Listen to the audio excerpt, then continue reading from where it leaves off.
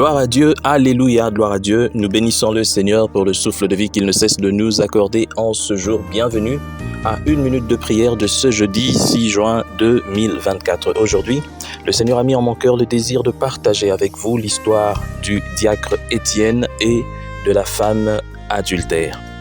Alors, chers frères et sœurs dans le Seigneur, si l'Esprit a mis en mon cœur le désir de partager avec vous ce passage qu'on peut retrouver dans Actes, les chapitres 6 et 7 pour ce qui est du diacre Étienne et dans Luc 8 pour ce qui est de la femme adultère, c'est tout simplement parce que j'aimerais attirer l'attention des uns et des autres sur quelque chose.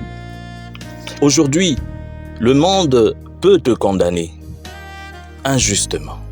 Et on voit ça aujourd'hui plusieurs fois avec des serviteurs de Dieu, des vrais, mais aussi avec des faux, avec ceux-là qui se cachent derrière la parole de Dieu.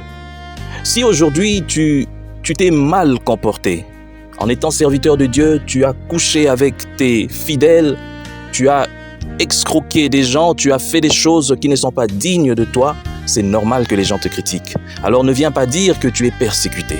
Non. Tu es en train en réalité de payer pour ce que tu as fait. Même si ce n'est pas bon que les gens agissent ainsi, mais reconnaissons au moins que tu ne diras pas aux gens que tu es persécuté à cause de la foi.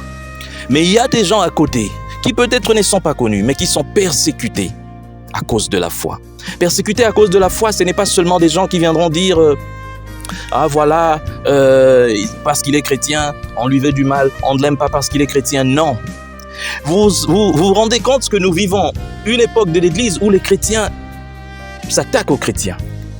Lorsque on vous voit calme dans votre coin, prospérer dans les affaires de Dieu, je ne parle pas d'argent parce que les gens, lorsqu'ils entendent prospérité, c'est toujours l'argent. Mais prospérer dans le sens d'évoluer, d'émerger. Dans les affaires de Dieu, ça crée la jalousie. Cette jalousie crée des commérages. Et ces commérages poussent même les uns à commencer à propager des faux bruits sur vous. Ah, il est dans les fétiches, il a fait ceci. J'ai même vu des serviteurs de Dieu être appelés des sorciers. Non pas qu'on les avait attrapés dans quoi que ce soit, parce que personne ne peut prouver cela, mais tout simplement par jalousie. Et à part la jalousie, il y a aussi le diable qui se mêle. Dans certaines vies sont attaquées par lui-même le diable, qui ne veut pas que ces vies émergent. Surtout les serviteurs de Dieu qui ont reçu une grande mission, celle de dépeupler l'enfer. Ceux-là sont attaqués par lui-même le diable. Il est prêt à détruire leur réputation. Ce sont des gens qui sont persécutés à cause de l'évangile, à cause de l'appel. Ils sont persécutés comme le diacre Étienne. J'ai pris l'exemple de la femme adultère tout simplement pour dire que nous sommes nous tous pécheurs.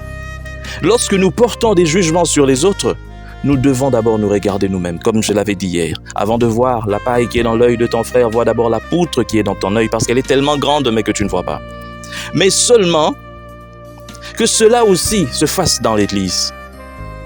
N'allons pas nous jalouser les uns les autres. N'allons pas nous détruire les uns les autres. N'allons pas propager des mauvaises choses sur les uns les autres. Des chrétiens, on lui dit bien que lui, il est un serviteur de Dieu, tel est enfant de Dieu, mais non. Il est prêt à détruire sa réputation. Parce que lui, ça lui plaît au fait de voir que les gens soient détruits.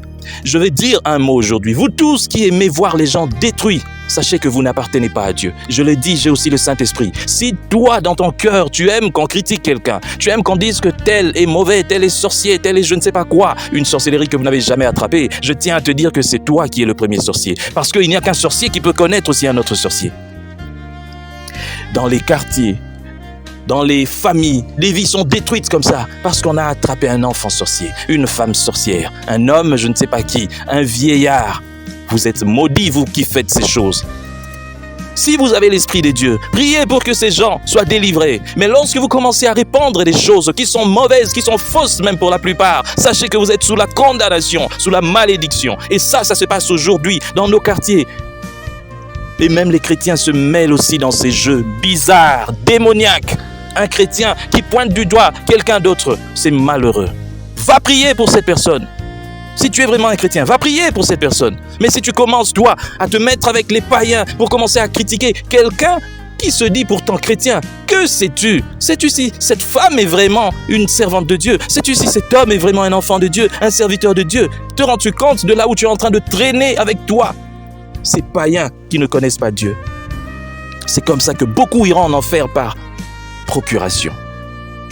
Il est grand temps de changer aujourd'hui, de commencer à voir les choses différemment. Ne jugeons pas pour le plaisir de juger. Lorsque je vois quelque chose de mal chez quelqu'un, si je suis un chrétien, que je prie pour cette personne, pour son salut, pour sa délivrance, plutôt que d'aller répandre des nouvelles. Et si on vient m'apporter quelque chose, me rapporter quelque chose sur quelqu'un, je dirais, ah vraiment, que Dieu ait pitié de cet homme, sans pour autant donner ma position. Voilà comment un chrétien devrait réagir. Et je ne pourrais pas clore sans dire un mot sur ces soi-disant serviteurs de Dieu qui vont prier chez des gens. Vous allez prier chez quelqu'un, il vous dit non, mon voisin est un sorcier, ma femme est une sorcière, mon je ne sais pas quoi, mon bailleur ou quoi. Vous ne savez même pas si cette personne qui vous appelle est réellement en Christ. Le plus souvent, si une personne agit comme ça, c'est que soit elle est mal enseignée, soit elle n'est pas en Christ. Et vous venez, vous commencez à prier parce que vous avez besoin d'argent. Vous êtes dans la malédiction vous aussi, parce que vous faites ce qui est mal aux yeux de Dieu. Que Dieu bénisse sa parole, au nom de Jésus-Christ. Chers frères et sœurs, dans le Seigneur, vous avez l'occasion de servir Dieu avec votre temps, avec votre intelligence, mais aussi avec vos moyens. Soutenez, restez unis dans 1 minute de prière chaque jour. Écrivez-nous, envoyez vos dons ici. Que Dieu vous bénisse.